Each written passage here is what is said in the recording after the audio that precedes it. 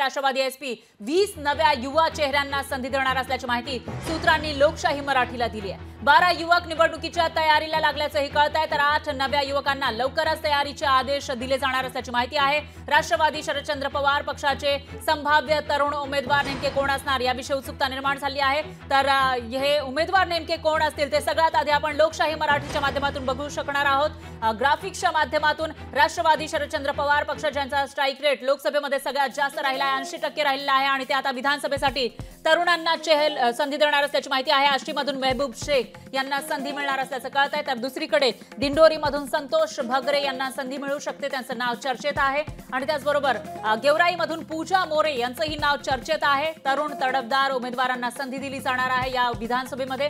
आष्टीमधून मेहबूब शेख यांच्या नावावर शिक्कामोर्तब होण्याची शक्यता आहे। तर श्रीवर्धनमधून अवधूत तटकरे हे निवडणुकीच्या रिंगणामध्ये उतरणार आहे, त्यामुळे आदिती तटकरे यांना ते आव्हान देतील असं या ठिकाणी सांगितलं जात आहे। दरम्यान हडपसरमधून प्रशांत जगताप यांच्या नावाची चर्चा आहे, तर पुण्यातील हडपसर विधानसभा मतदारसंघातून प्रशांत जगताप हे राष्ट्रवादी शरदचंद्र पवार पक्षाचे संभाव्य उमेदवार मानले जात आहेत। आणि बारामतीमधून युगेंद्र पवार यांना संधी दिली जाण्याची शक्यता वर्तवली जाते। युगेंद्र पवार मागील काही दिवसांपासून सक्रिय झालेत, तर अमळनेरमधून उमेश पाटील यांच्या नावाची चर्चा रंगलेली आहे आणि उदगीर विधानसभा मतदारसंघातून सुधाकर भालेराव यांचं नाव चर्चेत आहे।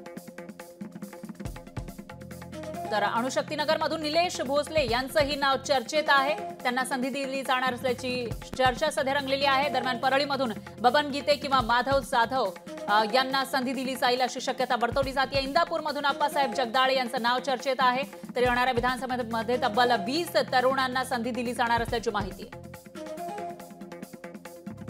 महायुतीला सुटत असताना ही जागा राष्ट्रवादी काँग्रेस पक्षालाच मिळाली पाहिजे याकरता आम्ही आग्रही आहोत।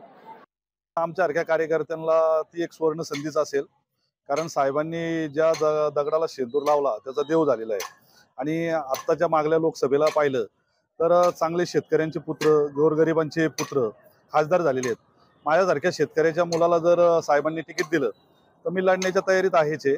शेवटी जनता ठरवणार आहे। मावळ तालुक्यामधली जनता ही अत्यंत सुज्ञ आहे आणि ग्रामीण भागातला चेहरा म्हणून माझ्यासारख्या कार्यकर्त्याला जर चान्स दिला तर मी साहेबांच्या तुतारी ह्या चिन्हाकडे लढण्याची तयारी मी ठेवलेली आहे। आणि युवकांना संधी देण्याचं साहेबांनी जो सांगितलंय की बुवा अनेक युवकांना त्या ठिकाणी संधी देणार आहे। साहेबांनी अनेक युवकांनाच आज नेते बनवलेले आहे हे आपल्याला महाराष्ट्राला अख्ख्या माहिती आहे। आणि तीच भूमिका जर अनेक मतदारसंघामध्ये घेण्यात आली तर आमच्या सारख्यांना नक्कीच संधी पुढच्या काळामध्ये भेटू शकते।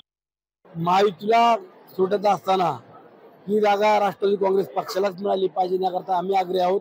तसंच महाविकास आघाडीला देखील ही जागा सुटत असताना राष्ट्रवादी काँग्रेस पक्षाला म्हणजे तुतारीला ही जागा मिळावी अशा पद्धतीने आदरणीय साहेब किंवा त्यांच्या पक्षातील प्रांत अध्यक्ष ही मागणी करत असावेत।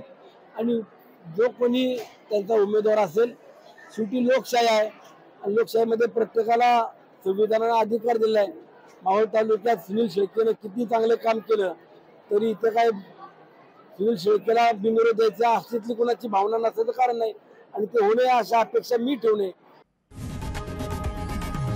लोकशाही मराठी ऐका, पहा, जागरूक रहा।